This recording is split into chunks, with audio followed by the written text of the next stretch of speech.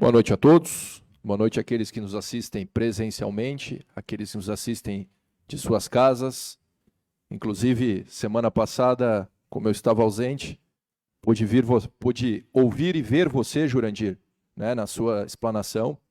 E eu acho que mais uma vez, falo desse método de transmissão, Nicolas e Brenda, que tem levado onde quer que esteja as transmissões da Câmara de Vereadores.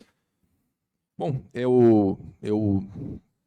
como já fui secretário de Indústria, Comércio, Turismo e Agricultura de Dois Irmãos, eu tinha 24 anos, bem jovem na época, e a gente tem muito apreço, a gente comemora como se fosse um campeonato quando uma empresa chega na cidade, e a gente lamenta muito quando uma empresa acaba indo embora.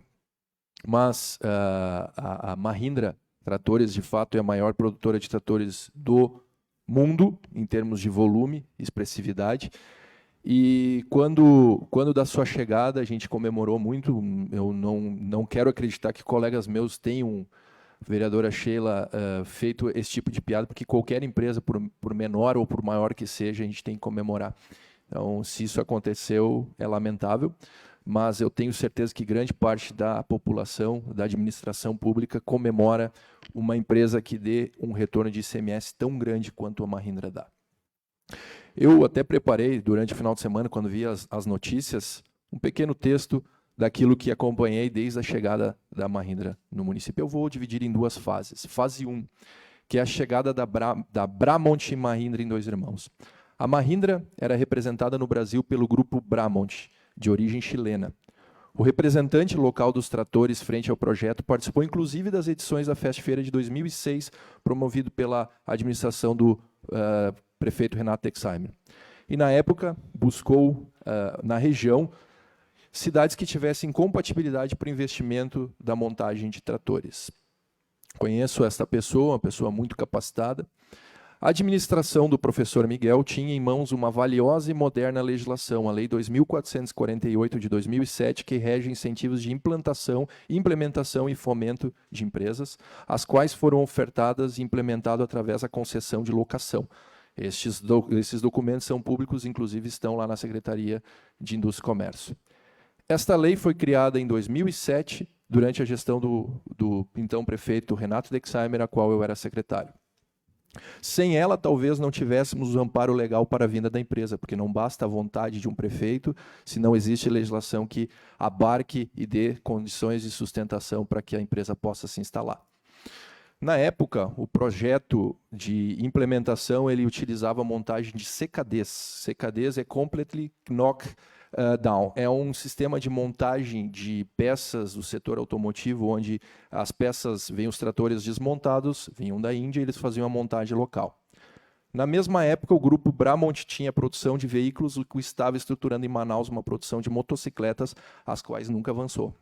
Sabemos que a fábrica ficou pronta, mas eles não produziram nenhuma motocicleta em Manaus. Quando, em um processo interno da companhia, a empresa descontinuou a produção de automóveis, acho que todos já viram esses automóveis, esses Bramont, esses Mahindra andando aí pela cidade, e também iria descontinuar o serviço de tratores, quando então a Mahindra matriz indiana, vendo a abrangência do mercado brasileiro, resolveu encampar as operações de produção de tratores no Brasil. Aí já durante a gestão da prefeita Tânia.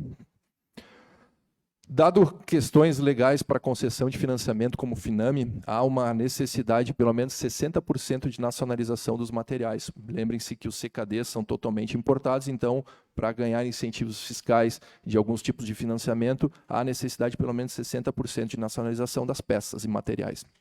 Onde, quando a Mahindra fincou o pé de vez buscando cadeias de fornecedores locais, bem como suporte de engenharia local também.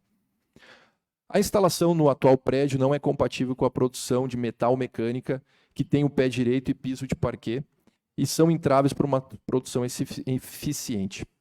Trata-se de uma fábrica de calçados, mas por um tempo foi aceitável operar nesse prédio. Eu, inclusive, visitei por diversas vezes a fábrica da Mahindra e eu vi a dificuldade de empurrar carrinhos pesados com os eixos, com os motores e com toda a suspensão dos tratores. Então, ali foi paliativo durante a montagem dos CKDs, mas, inclusive, prestamos serviço para a Mahindra de armazenagem de tratores e peças, porque eles não tinham espaço para o crescimento necessário.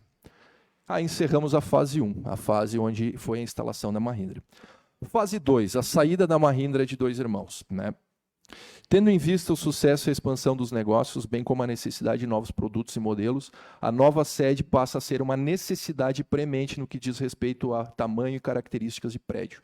Precisavam prédios com 12 metros de pé direito e precisavam de prédios para suportar os sistemistas.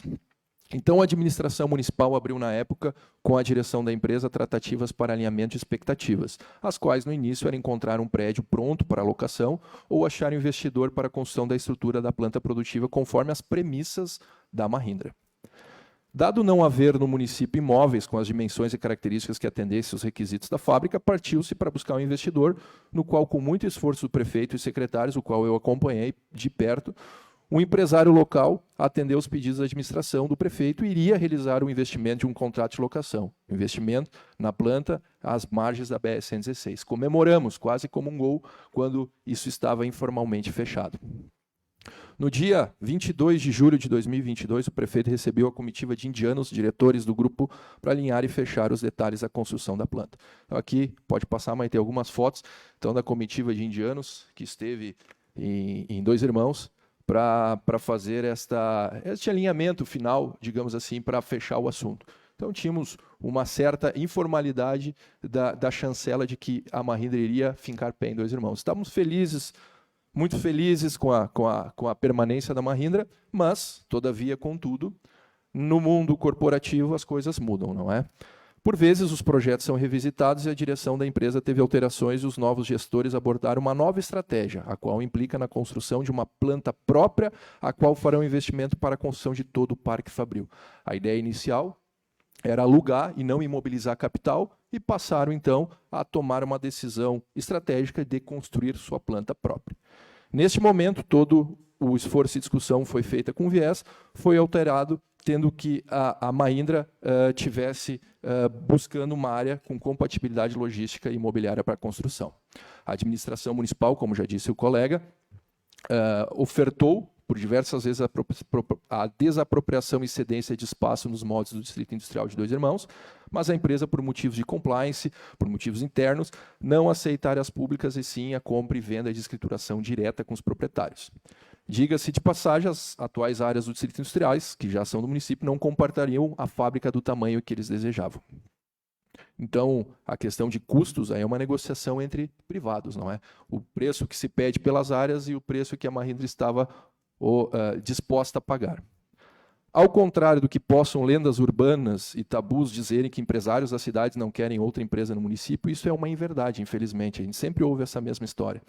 Todas as administrações, tanto do professor Miguel, que recebeu a Mahindra com lei advinda do governo Renato Dexheimer, então a gente acha que desde o governo Renato Dexheimer nós tivemos a participação para que a Mahindra chegasse aqui, quanto a prefeita Tânia, que por diversas vezes atendeu às demandas, como já disse o colega, alterações em leis e tudo mais, para manter a Mahindra no município, e todo o esforço do prefeito Gerri, que apresentou alternativas para a permanência da empresa, e a escolha é única e exclusivamente da empresa de direito privado, que busca o melhor custo-benefício no que tange aspectos imobiliários e logísticos. Imobiliários, bem sabemos, os preços dos imóveis e tudo mais.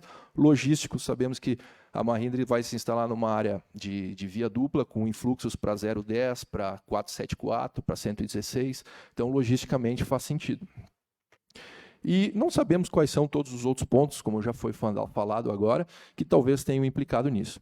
Eles não escolheram outra cidade, eles escolheram uma área compatível e que, infelizmente, não havia disponibilidade em nosso município.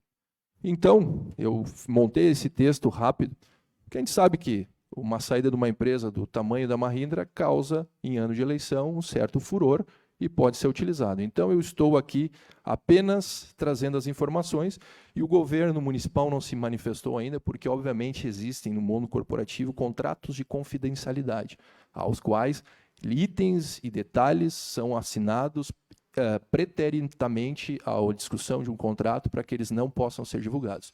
Então, a gente acredita que o município, como o prefeito falou, vai emitir uma nota detalhando todo o processo de permanência da Mahindra. E eu espero que isso tenha esclarecido para toda a população de que foi feito todo o esforço possível para a permanência nela e lamentamos sim a saída, mas não depende de nós. Uma boa noite a todos.